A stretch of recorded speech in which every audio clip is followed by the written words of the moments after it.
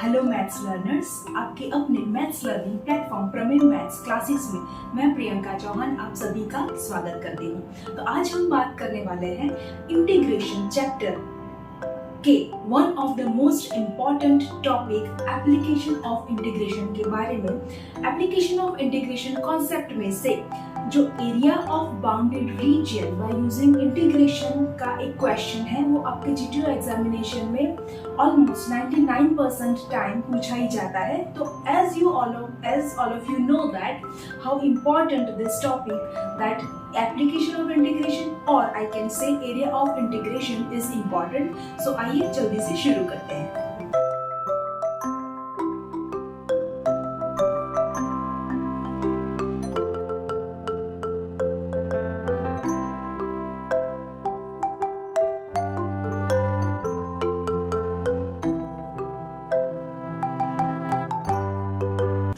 Application of integration और area of a bounded region शुरू करने से पहले I recommend you strongly that please take screenshot of this entire board. जो आपके सामने दिख रहा है, आपको बोर्ड के ऊपर मैंने कुछ मेमोरी की करके एक टेबल बनाया हुआ है, जो आपको कोई भी रैंडमली या जनरल कोई भी एग्जाम में आता है और आपको पहले तो डिसाइड करना पड़ेगा, अदरवाइज आपको पहले थॉट प्रोसेस में लाना पड़ेगा कि how can you start or generate the formula of area। तो उसके लिए ये आपको बहुत ही यूजफुल रहेगा। तो पहले आप इसका स्क्रीनशॉट ले लीजिए, इसके बाद में हम शुरू करते हैं, ठीक है। ओके, सो हम बात कर रहे हैं area of a bounded reason के बारे में। हम उसको जियोमेट्रिकली भी समझेंगे और मैथमेटिकली और एल्जेब्रिकली भी समझेंगे, ठीक है। बट उससे पहले यहाँ से थोड़ा सा देख लेते हैं कि आपको क्या दिया होगा। सबसे पहले आपको दिया होगा y करके कुछ function of x, that will be our main curve, okay, जिसके ऊपर से मेन हमें एरिया फाइंड आउट करना होगा। x के लिए कुछ वैल्यूज दिए होंगे और मेन हमारा फोकस रहेगा ये formula area. A stands for area और उसका ये इंटीग्रेशन का फॉर्मूला है। तो इंटीग्रेशन में हम लिमिट्स लगाएंगे x की वैल्यू से और जो भी हमारा मेन कर्व होगा y, उसको हम यहाँ पे रखेंगे, ठीक है। तो जैसा आपको बुक में दिख रहा है, अदरवाइज आपको विजुअली बहुत सारा हार्ड लग रहा है, तो अभी हम जैसे ही 2-3 एग्जांपल्स करेंगे बाय यूजिंग दिस मेमोरी की, तो आपको ये कॉन्सेप्ट बहुत ही इजी लगने वाला है, ठीक है। तो आइए वन बाय वन हम एग्जांपल्स शुरू कर रहे हैं जो जीटीओ एग्जामिनेशन में ऑलरेडी मल्टीपल टाइम पूछे जा चुके हैं, ओके। तो यहाँ पे आप क्वेश्चन देख पा रहे हो कि find the area of a reason bounded bye the curve so and so, x-axis and two lines x equals to 2 and x equals to 3। Okay, हम एल्जेब्रिकली डायरेक्ट भी क्वेश्चन सॉल्व कर ही पाएंगे फॉर श्योर, बट यहाँ पे पहले आपको जो उसका बेस है ज्योमेट्रिकली वो समझना जरूरी है कि ये हम क्या फाइंड आउट कर रहे हैं फर्स्ट ऑफ ऑल, ठीक है। तो सबसे पहले हम बात करते हैं कि curve y equals to 3x², तो उसका ग्राफ या उसका कर्व 2 डायमेंशन में कैसे बनेगा वो हम पहले देख लेते हैं। यहाँ पे आपको जो रेड कर्व दिख रहा है वो क्या है, y इक्वल टू 3x² का ग्राफ, ठीक है। फर्स्ट बाद में x एक्सिस तो हमें दिख ही रहा है कि ये है हमारा x axis, this entire is x axis and this is y axis, ठीक है। तो दो तो फिक्स है कि y इक्वल टू 3x क्या है और x एक्सिस क्या है। अब आगे देखते हैं कि x इक्वल टू 2, हमें दिख रहा है सिर्फ एक x की वैल्यू, बट ये क्या है actually line x equals to 2 and x equals to 3। तो यहाँ पे हम विजुअली थोड़ा सा देख पाए, इसीलिए मैंने कोई पर्टिकुलर यूनिट मेजरमेंट नहीं रखा है, रैंडमली मैं ले रही हूँ। यहाँ पे ये होगा x इक्वल्स टू 2 और ये होगा x इक्वल्स टू 3, ठीक है। तो हम थोड़ा सा लार्ज स्केल पे देख पाए कि हमें क्या फाइंड आउट करना है, इसलिए। तो यहाँ पे आपको अभी दिख रहा है कि x इक्वल टू 2 एक x की वैल्यू नहीं है, वो क्या है हमारी पूरी line x equal to 2। x equal to 2 जो है वो लाइन का इक्वेशन है, मतलब ये जो पूरी लाइन है, ओके। यहाँ पे आप कोई भी पॉइंट कहीं पे भी लोगे तो उसका x कोऑर्डिनेट क्या आएगा, हमेशा से 2। So this is in short equation of line, उसका ग्राफ ऐसे बनेगा x इक्वल्स टू 2, ठीक है। सिमिलरली x इक्वल टू 3 की लाइन ये बनेगी। तो हम इसमें ज्यादा डीप में नहीं जाएंगे बिकॉज हमारा मेन फोकस है फॉर्मूला कैसे जनरेट होता है और उसके ऊपर से हम एल्जेब्रिकली एरिया कैसे फाइंड आउट करते हैं, ठीक है। इतना हमारे पास फिगर में है कि ये कर्व है, ये एक्स एक्सिस है, x इक्वल्स टू 2 है और x इक्वल्स टू 3 है। तो आप अगर ध्यान से इसको देखोगे तो यहाँ से इन चारों की वजह से कौन कौन से चार एलिमेंट्स, ये कर्व, ये x axis, x equals to 2 and x equal to 3 की वजह से हमें एक बाउंडेड रीजन मिल रहा है। फिर भी आप अगर नहीं देख पा रहे तो जैसे मैं शेड एरिया करती हूँ, यहाँ पे शेडेड रीजन, अभी आपको क्लियर कट दिख रहा है कि यहाँ पे ये जो बाउंड्री है वो कर्व की वजह से बन रही है, ये लाइन जो है x इक्वल टू 2 की वजह से, और ये लाइन जो है वो किसकी वजह से बन रही है, x इक्वल टू 3, और यहाँ पे आ रहा है x एक्सिस। तो हमारे चारों क्राइटेरिया यहाँ पे फुलफिल हो चुके हैं ऑलरेडी कि हमें क्या फाइंड आउट करना है, हमें जो बाउंडेड या क्लोज्ड रीजन यहाँ पे क्रिएट हो रहा है उसका एरिया फाइंड आउट करना है। तो यहाँ पे हमारा इंटीग्रेशन बहुत ही यूजफुल होगा, बिकॉज ये कोई पर्टिकुलर स्क्वायर, रेक्टेंगल, ट्राइंगल या क्वाड्रिलेटरल टाइप का शेप नहीं बन रहा है कि जिसका हम डायरेक्ट फॉर्मूला यूज करें और उसमें वैल्यूज पुट अप करके एरियाज फाइंड आउट कर सके। वहीं पे हमारा इंटीग्रेशन का मेन रोल है एप्लीकेशन में, ठीक है, कि कोई भी रैंडमली एरिया बन रहा है तो उसका भी हम ब्यूटीफुली इंटीग्रेशन यूज करके एरिया फाइंड आउट कर सकते हैं। ठीक है, अब हम बात करते हैं डायरेक्टली अलजेब्रिक वे में कि हमारा एरिया का फॉर्मूला इन जनरल होगा इंटीग्रेशन y dx। अब ध्यान से समझ रहे, ये फर्स्ट एग्जांपल है, बहुत ही इंपॉर्टेंट है आपके कॉन्सेप्ट क्लियरेंस के लिए। ओके, ये हमारा मेन फॉर्मूला है, area stands for, A stands for area. यहाँ पे हमने कुछ लिखा था A एंड B, ठीक है। अब आप यहाँ पे देख पा रहे हो जो हमने टेबल बनाया था उसमें कौन सा केस यहाँ पे आ रहा है, तो हम देख पा रहे हैं कि हमें यहाँ पे जो फर्स्ट रो हमारा बनाया हुआ है कि एक कर्व दिया होगा y का, बाद में दो वैल्यूज मिलेंगे, भले ही यहाँ पे लाइन के फॉर्म में दिए हैं बट हम यहाँ वहां से कौन सा पिक करेंगे, x equal to 2 and x equal to 3। ठीक है, तो इतना हमें सिर्फ दिया है, हमें तीन ही मेन क्राइटेरिया पे फोकस करना है, दो x की values, lower limit, upper limit and y। तो वो तो हमारे पास ऑलरेडी है, तो यहाँ पे एक्स्ट्रा में कोई काम करने की या थॉट प्रोसेस की जरूरत नहीं है। तो हम अल्टीमेटली डायरेक्टली यहाँ पे फॉर्मूला में वैल्यूज रख के डायरेक्ट इंटीग्रेशन कर सकते हैं। ठीक है, तो आइए शुरू करते हैं। तो हमारा यहाँ पे y क्या है, पहले तो हम लिख लेते हैं a। मॉड्यूलस क्यों है, मॉड्यूलस इसलिए है कि मान लो कि यहाँ पे इसका आंसर फाइनली हमें मिला इस इंटीरियर पार्ट का नेगेटिव, तो एरिया तो कभी भी नेगेटिव हो नहीं सकता। ठीक है, इसके लिए फाइनल नेगेटिव को पॉजिटिव करने के लिए ही सिर्फ हमें ये मॉड्यूलस काम में लगेगा। तो अभी हम क्या करेंगे, पहले इसको कैलकुलेट कर लेते हैं इंटीरियर पार्ट को। ओके, यहाँ पे हम वैल्यूज रखेंगे। सबसे पहले यहाँ पे डेफिनेटली लोअर लिमिट होगी। लोअर लिमिट का मतलब क्या है, ए और बी में से जो स्मॉलर नंबर होगा वो यहाँ पे आएगा। तो x और 2x इक्वल्स टू 3 हमारे पास ऑलरेडी है। ठीक है, यहाँ से भी आप देख सकते हो कहाँ से शुरू हो रही है x की वैल्यू, इस रीजन में 2 से, और एंड कहाँ पे हो रही है 3 से। इसी वजह से हम डायरेक्टली यहाँ पे लिखेंगे 2 and 3। What is y? y is clearly visible, that is 3x square, simple. तो यहाँ पे आएगा ये dx एज इट इज और ये बचेगा 3x स्क्वायर। ठीक है, तो now at this point you can easily understand or you can easily get that how this formula can be generated easily direct from question irrespective of if you can draw the figure or not। ठीक है, सो यहाँ पे आगे simple calculation है, simple integration की बात है। अब आपको इंटीग्रेशन के फॉर्मूलाज भी आते होंगे बिकॉज हम पहुंच गए एप्लीकेशन के ऊपर। ठीक है, तो यहाँ पे जो कांस्टेंट होता है, अब सिंपल इंटीग्रेशन का कैलकुलेशन ही बचा है सिर्फ। ओके, एप्लीकेशन का पार्ट हमने यहाँ तक फिनिश कर दिया। तो 3 as a constant we have to take it outside, हम बाहर ले लेंगे। यहाँ पे बचेगा 2 3x स्क्वायर dx। ठीक है, ये जो वैल्यूज है उसका रोल कब आएगा, लास्ट में। पहले हमारा फोकस रहेगा इंटीग्रेंट कौन सा है, इंटीग्रेंट मतलब इसका हमें इंटीग्रेशन करना है। तो बाय सिंपल पावर रूल का ऑलरेडी एक डेडिकेटेड वीडियो मैंने पहले ही बना दिया है इंटीग्रेशन में, अगर आपने अब तक वो नहीं देखा है तो पहले आप वो भी देख सकते हैं कि इसमें क्या करना है। ठीक है, उसी का सिर्फ एप्लीकेशन है यहाँ पे सिंपल पावर रूल का। तो मैं डायरेक्टली वो यूज करूंगी कि x स्क्वायर है तो जो भी पावर होगा उसमें हम एक ऐड करेंगे और उसी पावर से हम सिंपली उसको डिवाइड करेंगे विदाउट राइटिंग वेरिएबल। ठीक है, तो 2 है तो उसका एक ऐड करेंगे तो क्या होगा, 3 होगा। सिमिलरली यहाँ पे आएगा 3।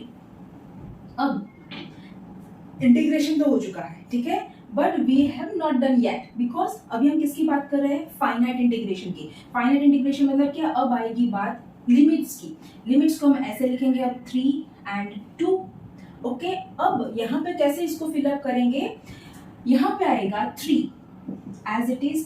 पहले हम जो भी x है यहाँ पे पहले हम बीच में रख देते हैं minus, as per the rule of finite integration. Finite integration अभी तक आपको समझ में नहीं आ रहा है तो सिर्फ इतना ही नया है कि जो लिमिट्स है उसको कैसे फिलअप करना है वो यहाँ से आप सीख लोगे। सिंपल, x क्यूब है तो यहाँ पे हम लिखेंगे 3 cube, replacing value of x by 3 first, then afterwards replacing value of x by 2. Clear? So a 3 cube by 3 as it is minus according to the rule of formula of finite integration, और x की जगह पे अब हम रखेंगे 2. Okay, and simple calculation will be done and we are done. Okay, so let's start. So यहाँ पे क्या आएगा, 3 3s are 9, 9 3s are 27 by 3, यहाँ पे आएगा 8 by 3. ओके, तो अब क्या करेंगे हम, बिकॉज एलसीएम इज सेम, तो अब हम यहाँ पे कर देते हैं थोड़ा सा छोटा सा ब्रैकेट, यहाँ पे आएगा 3 कॉमन और ये बन जाएगा 27 minus 8. ओके, तो 3 3 same, numerator denominator will be cancelled out. Now we are left with 27 minus 8. That means we are left with only 19 number. Okay? यहाँ पे आप देखिए, अब ये जो 19 है ये हमारा एरिया मिला, ठीक है, बट यहाँ पे मॉड्यूलस करने की कोई जरूरत नहीं है, बिकॉज इस मॉड्यूलस का क्या रोल है, सिर्फ अगर नेगेटिव फाइनली आ रहा है तो हम उसको क्या कर देंगे, पॉजिटिव. ठीक है, तो after this entire calculation now my final answer will be, if you want you can take screenshot of this entire calculation also.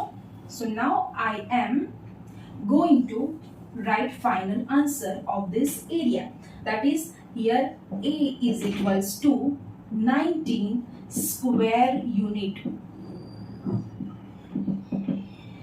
जिसको हम बोल सकते हैं चौरस एकम इन गुजराती और हिंदी. ठीक है, तो ये हो गया हमारा final answer, that is area of this bounded region is 19 square unit. ठीक है, I hope this entire concept will be cleared on the base to all of you. Okay, let's do next example. अब हम इस example के through एक दूसरा case देखते हैं according to our memory table. यहाँ पे एक कर्व दिया है y equals to 2x square.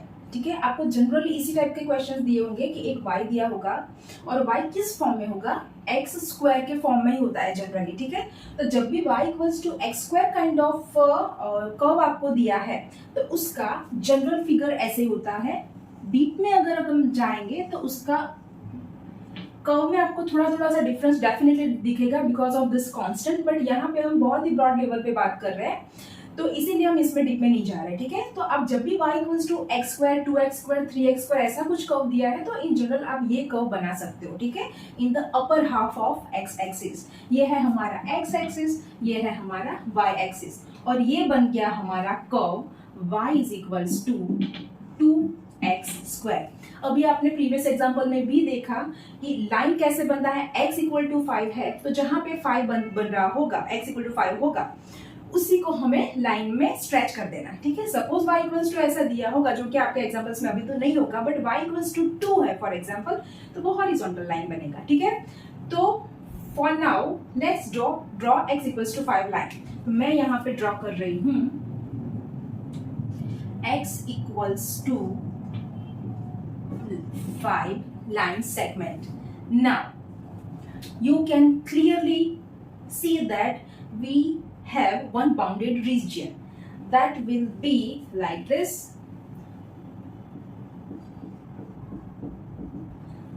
ये कौन सा पॉइंट होगा, 0.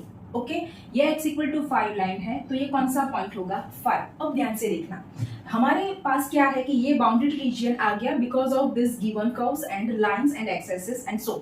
अब हमें क्या फाइंड आउट करना है, area of this bounded reason. तो इसके लिए हमें क्या चाहिए, पहले तो यहाँ पे आ जाते हैं y that we already have and x equal to a and x equal to b. यहाँ पे हमें 2 वैल्यूज चाहिए, बट अगर हम डायरेक्ट क्वेश्चन से उसको निकालने की ट्राई करेंगे तो हमारे पास क्या है, सिर्फ एक ही वैल्यू है x इक्वल्स टू 5. ठीक है। बट यहाँ पे आप अगर रीजन में देखते हो तो यहाँ पे रीजन कहाँ से शुरू होता है, हमारा required region x equal to 0 से, एंड कहाँ पे होता है x इक्वल टू 5 पे। तो हम यहाँ पे बोल सकते हैं कि हमारी बाउंड्रीज रिगार्डिंग x क्या है, starting from 0 ended to 5। Okay, अब आप यहाँ पे देख पा रहे हो हमारा जो मेमोरी टेबल है वहां पे कौन सा केस बनेगा कि एक y दिया है, बाद में x एक्सिस दिया है, और सिर्फ एक ही x की वैल्यू दी है जो हमने मेंशन की है x इक्वल्स टू b। तो हमारे केस में क्या होगा कि y दिया होगा, x इक्वल टू b की जगह पे हम रखेंगे 5, और जो लोअर लिमिट होगी वो आप टेबल में भी देख सकते हो कि x की लोअर लिमिट दी है 0, तो हम यहाँ पे क्या बनाएंगे, लोअर लिमिट 0, अपर लिमिट 5, और y तो ऑलरेडी दिया ही है। ठीक है, now I hope all of you are clear about how we are generating our formula algebraically directly, whether you know the figure point of view or not. Okay, so यहाँ पे क्या बनेगा, area एक की जगह पे हम क्या लेंगे 0, directly from the table we can remember that। b की जगह पे क्या आएगा 5, ठीक है, बिकॉज यहाँ पे 5 है तो मैंने 5 ले लिया, और यहाँ पे रख देंगे 0। मान लो कि यहाँ पे कोई नेगेटिव नंबर है तो लोअर लिमिट अपर लिमिट कौन सी स्मॉलर होगी वो यहाँ पे आएगी और 0 ऊपर आएगा। सपोज यहाँ पे x इक्वल्स टू -5 दिया है, ठीक है। अब y हमारे पास ऑलरेडी है 2x², ठीक है। Now you can hear see that कि इतना इंटीग्रेशन का फॉर्मूला बनाना कितना इजी है, ठीक है, जितना विजुअली दिख रहा है इतना हार्ड नहीं है। हमारे पास सारे वैल्यूज ऑलरेडी अवेलेबल होंगे एज पर द इक्वेशन, ठीक है। अगर इतना बन जाता है तो अभी हम डायरेक्टली उसका इंटीग्रेशन कर सकते हैं। अभी for the time being I am ignoring this small pieces. तो हमारे पास बनेगा integration 2x² dx, integration from 0 to 5। तो ये जो 2 है, because of it is a constant with multiplication we can take it outside as per the rule, simple rule of integration.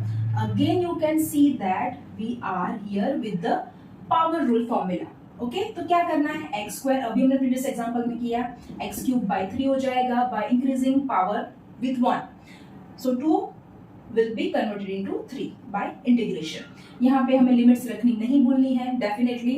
अब हम क्या करेंगे, 2 लिमिट्स हमने कैसे रखे थे, अभी पहले हम कौन सा लिमिट रखेंगे, upper limit, okay, without fail. यहाँ पे हमें बिल्कुल ही गलती नहीं करनी है। x की जगह पे मैं रख रही हूँ 5³/3, और यहाँ पे आएगा 3³/3। अब हम सिंपल कैलकुलेशन की बात कर रहे हैं तो 2 एज इट इज रहेगा, 3 LCM बनेगा, तो पहले तो इसको कॉमन लिख देते हैं एज LCM। तो ये क्या आएगा 5³ that means 25 125, and this is again 27। After simplification we reach to the answer 196/3।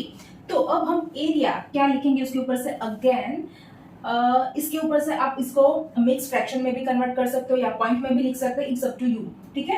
अब हम फाइनल इसका आंसर लिखते हैं a इक्वल्स टू, माइनस नहीं है तो ये मॉड्यूलस वाला कुछ इंक्लूड करने की जरूरत नहीं है, तो एरिया विल बी 196/3। कंप्लीट करना है हमें answer with the unit, square unit, that is area of a unit of a area, that's why। okay, so let's move to the next example with some new case as per our memory table। so आइए थोड़ा सा difficulty level race करते हैं और देखते हैं कि 2 curves दिए तो हम क्या करेंगे, ठीक है। तो यहाँ पे फॉर योर अंडरस्टैंडिंग मैंने ये फिगर तो ड्रॉ कर ही लिया है, but as per our memory की टेबल अगर मान लो कि आपको कुछ कंफ्यूजन हो रहा है फिगर ड्रॉ करने में, तो भी आपको उसके अलावा भी फॉर्मूला जनरेट करना आना चाहिए, ठीक है, इसीलिए हमने वो मेमोरी टेबल यूज करने वाले हैं। तो पहले तो हम फिगर से समझ लेते हैं। अल्टीमेटली अब 2 एग्जाम्पल के बाद हमें क्या समझ में आ गया है कि एरिया के लिए हमें बेसिकली 3 चीजें चाहिए।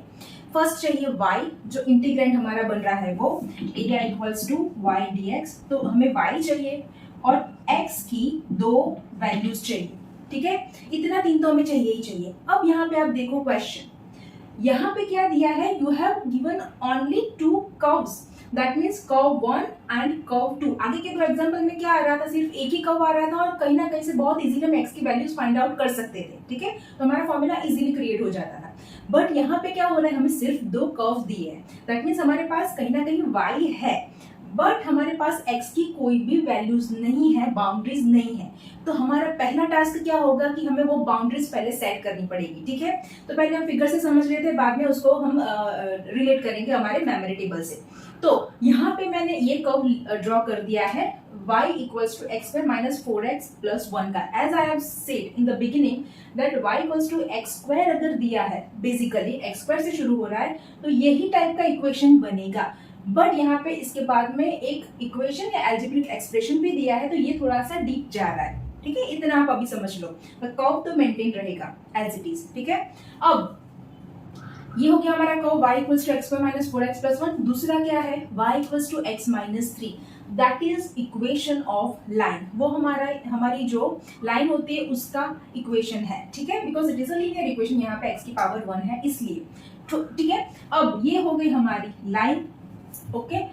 अब क्या करेंगे हम, ये जो दो कर्व्स, ये लाइन और ये कर्व्स की वजह से हमें एक बाउंडेड रीजन दिख रहा है, जिसको मैं यहाँ पे बताने की ट्राई कर रही हूँ। तो आपको दिखेगा कि ये है हमारा बाउंडेड रीजन, जिसका हमें एरिया फाइंड आउट करना है।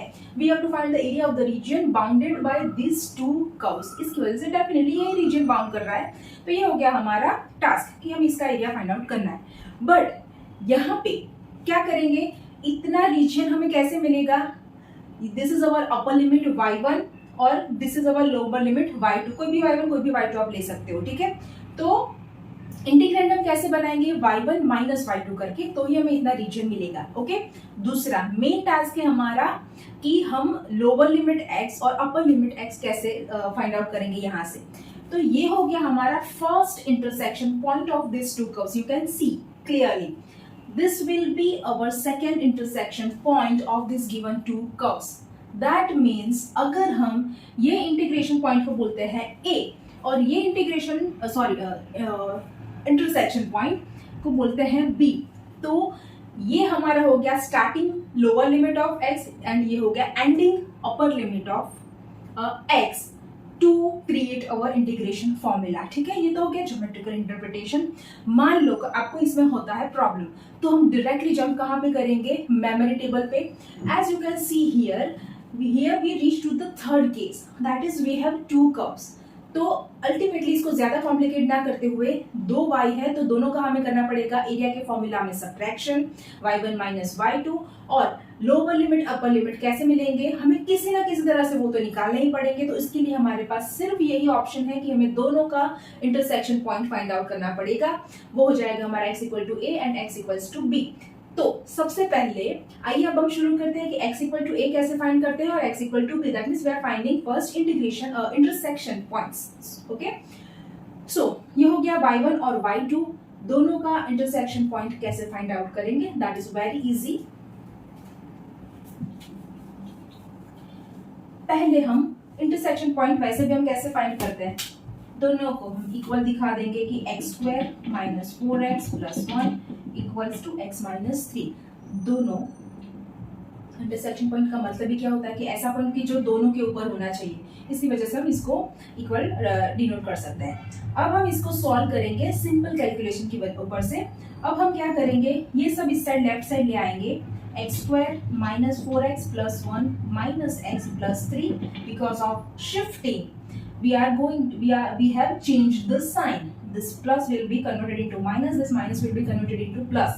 अब simple further calculation, x square का टर्म एक ही है तो हमने यहाँ पे डायरेक्ट लिख दिया x square। यहाँ पे आप x के दो टर्म देख पा रहे हो, this one and this one, that means we have minus 4x minus 5x, that will be written like minus 5x plus 1 plus 3 क्या हो जाएगा 4। अब हमें इसका सॉल्यूशन फाइंड आउट करना है बाय सिंपली सेपरेटिंग और dividing middle term, as we have done in previous standards in schools और 9th और 10th। X square minus, that means 4 के हमें पार्ट्स निकालने पड़ेंगे कि जिसका प्रोडक्ट हो जाएगा 4 और एडिशन आएगा 5। तो हम इसके लिए क्या करेंगे, पहले तो पिक करेंगे 4 और 1 की जिसका प्रोडक्ट हो रहा है 5। अब 4 ओके और 5 कैसे बनेगा, माइनस 5, प्लीज बी केयरफुल। तो ये यहाँ पे हम दोनों जगह पे क्या रखेंगे, माइनस, तो ये हो जाएगा माइनस और माइनस, तो प्रोडक्ट भी 4 हो गया, एडिशन भी हो गया -5।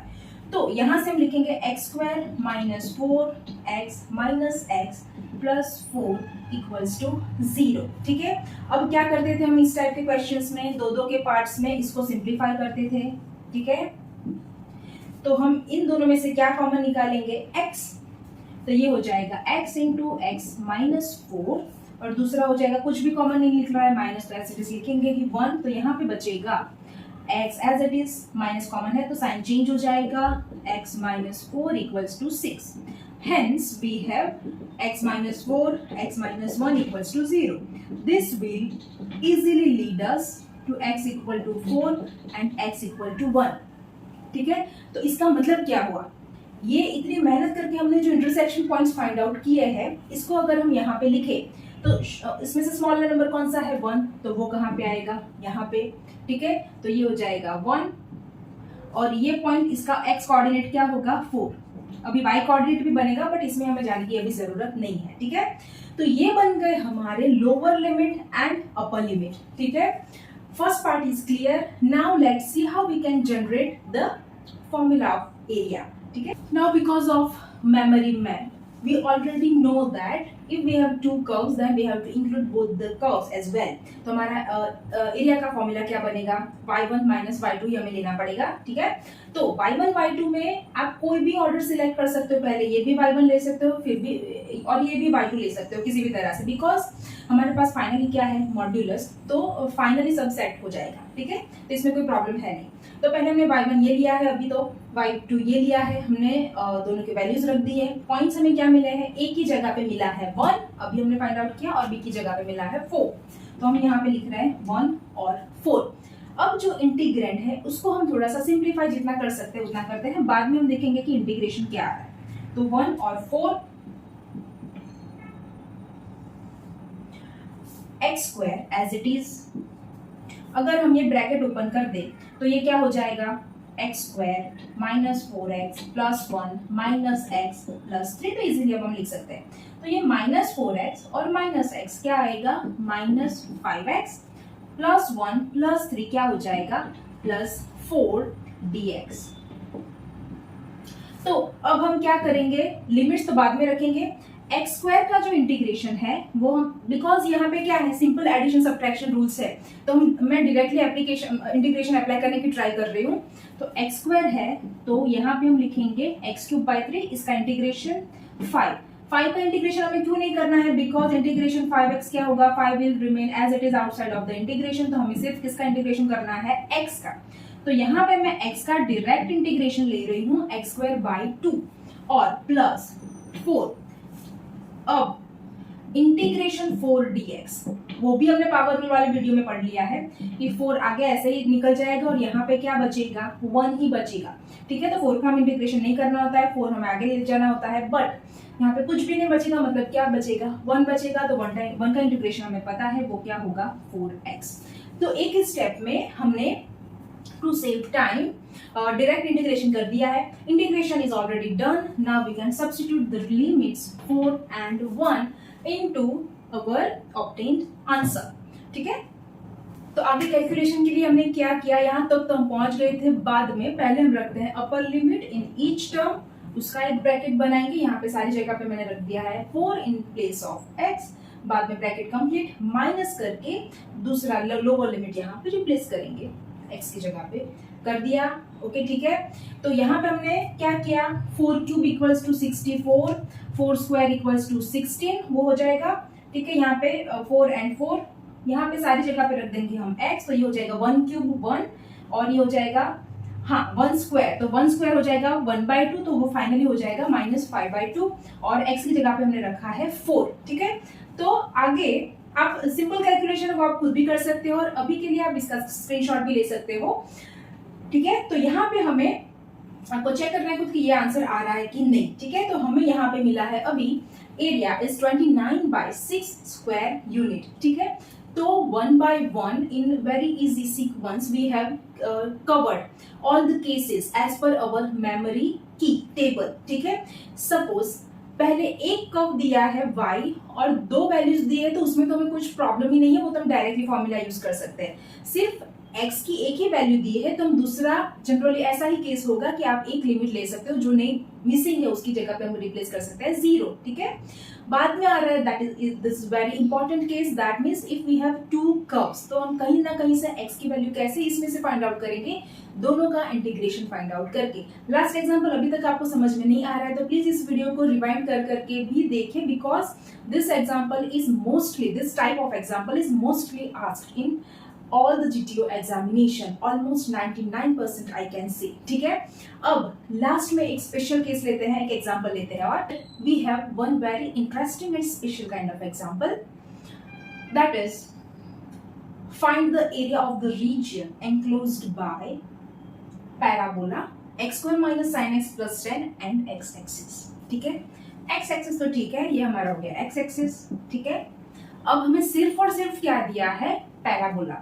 पैराबोला को हम नाम दे देते हैं ना y, x square minus 7x plus 10, यहाँ पे y मेंशन नहीं किया था, हम कर देंगे अपनी ओर से।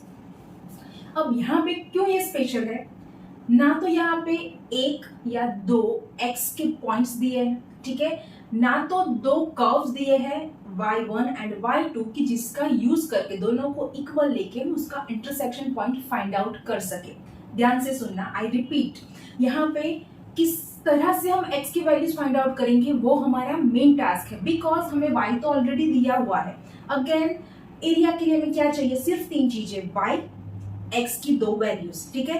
y ऑलरेडी हमारे पास है, तो हमें एक्चुअली क्या आइडिया लगाना है कि किसी ना किसी तरह से इसी क्वेश्चन में से हमें दो वैल्यूज निकालनी पड़ेगी, ठीक है। तो हमें इसके लिए सिर्फ एक ही चीज आती है कि हम इसका क्या कर सकते हैं, factorization by splitting middle term. Geometry के लिए अगर इसको हम अंडरस्टैंड करने की ट्राई करें तो ये हमारा हो गया x एक्सिस और ये बनता है x square minus 7x plus 10। ये बेसिकली क्या है, पैराबोला का कर्व है, ये पैराबोला का स्टैंडर्ड फॉर्म है इक्वेशन का, ठीक है। तो एज यू कैन सी, जैसे ही x square minus plus something आ रहा है तो यही बनेगा, इसी शेप का बनेगा, ठीक है। इन जनरल यहाँ पे ये कहाँ पे इंटरसेक्ट हो रहा है, एक्स पे, इस दो पॉइंट्स पे, ठीक है। तो ये है हमारा एक्स एक्सिस। तो अगर एक्स एक्सिस को हम क्या बोल सकते हैं, y इक्वल टू 0 भी बोल सकते हैं, बिकॉज एक्स एक्सिस के पे सारे पॉइंट्स के y कोऑर्डिनेट्स ऑलवेज क्या होते हैं, 0। इसकी वजह से हम एक्स एक्सिस को दूसरा बोल सकते हैं, y equals to 0। That means if you want to find out intersection point of x axis and this parabola, I repeat, अगर हमें फाइंड आउट करना है कि ये पैराबोला एक्स एक्सिस, अदरवाइज ये कर्व एक्स एक्सिस पे कहाँ कहाँ पे इंटरसेक्ट हो रहा है, यहाँ पे ऐसे तो हम देख सकते हैं, ओके, ग्राफिकली कि यहाँ पे इंटरसेक्ट हो रहा है, but our task is to find out this 2 points, ठीक है। तो इसको हम जो भी आंसर आएगा वो होगा हमारा x इक्वल्स टू a और ये हो जाएगा हमारा x इक्वल टू b। तो यहाँ पे आप देख सकते हो, अगर हम इस तरह से भी देखने की ट्राई करें तो x एक्सिस और x square minus 7x plus 10, इसका बाउंडेड रीजन क्या बन रहा है, ये, तो इसका हमें एरिया फाइंड आउट करना है फॉर श्योर। तो यहाँ से हम शुरू करेंगे, x यहाँ पे खत्म कर देंगे, ठीक है, ये x एक्सिस और ये पैराबोला का पार्ट। तो ये हो गया हमारा बाउंडेड रीजन, ये हो गई हमारी values, lower limits and upper limits x की, ठीक है। But now task is how can we find this 2 values. हमें x के नंबर्स या x के पॉइंट्स फाइंड आउट करने हैं, तो इसकी वजह से हम क्या ले लेंगे, y equals to this to find x is equals to a, x equals to b, we are equating given curve with 0, because हम x के पॉइंट्स की बात कर रहे हैं जहाँ पे y कोऑर्डिनेट 0 होगा, इसीलिए हम y क्या ले रहे हैं, 0, सिंपल, ठीक है। बट बीच में रख देते हैं हम कि x square minus 7x plus 10 है, ओके। तो अल्टीमेटली अब हमने क्या सीखा कि कहीं ना कहीं से हमें x की वैल्यू फाइंड आउट करनी है to fill up the integration for area का फॉर्मूला बाय यूजिंग इंटीग्रेशन। तो हम क्या करेंगे, इसको 0 से इक्वेट कर देंगे in nutshell, if I am saying, तो इसको हम सिर्फ 0 से इक्वेट कर देंगे और इसका स्प्लिट करके फ्रैक्शन करके फैक्टर्स निकाल के सिंपली हम क्या कर देंगे, x की दो वैल्यूज निकालते हैं, देखते हैं फटाफट से। तो ये हो जाएगा प्लस 10 के हम अगर दो पार्ट्स लेंगे 5 और 2, ठीक है, यहाँ पे कर देते हैं अगर हम माइनस प्लस 10, तो अगर हम लेते हैं -5 -2, इसको 7 को स्प्लिट करते हैं तो दोनों का एडिशन क्या होगा -7, दोनों का मल्टीप्लिकेशन क्या होगा +10, तो यहाँ पे x रख देते हैं। ये हो गया हमारा split of middle term. Clear? तो अब हम क्या करेंगे, दोनों के पार्ट्स, ओके, यहाँ पे आएगा x common, x -5, 2 common, x -5 is equals to 0. Simple calculation, we reach to 2 factors is equals to 0. That means we have obtained 2 integration points, x equals to 2 and x equals to 5. Let's mention here, this is our 2, this is our 5. That means we already achieved to our goal. That means दो values मिल गए x के, y तो already हमारे पास है। बस इस सब को हमें कहाँ पे रखना है, एरिया के फॉर्मूले में। यहाँ पे क्या किया हमने, पहले एरिया का फॉर्मूला लिख लिया है, y ऑलरेडी हमारे पास है बिकॉज हमने इसको नाम दे दिया था y, तो y की जगह पे हमने रिप्लेस कर दिया है एंटायर एक्सप्रेशन, x की जगह पे दो वैल्यूज 2 and 5। अब सिंपल इंटीग्रेशन करते हैं फटाफट से। पहले हम कर देते हैं इसको बॉक्स में, एक्स स्क्वायर का इंटीग्रेशन होगा x³ by 3 -7 as it is रहेगा। अब डिटेलिंग में मैं नहीं जाऊंगी, that is very easy for you now. x का इंटीग्रेशन क्या है मैंने, x² by 2, 10 will remain as it is. सिर्फ 1 का इंटीग्रेशन होगा x, अदरवाइज आप you can say that integration of constant is constant into x, that means integration of 10 is 10x। ओके, यहाँ पे हम रख देंगे इसकी लिमिट्स एज इट इज। अब इसको क्या करेंगे, हम x को किससे रिप्लेस करेंगे, पहले अपर लिमिट से फॉर श्योर।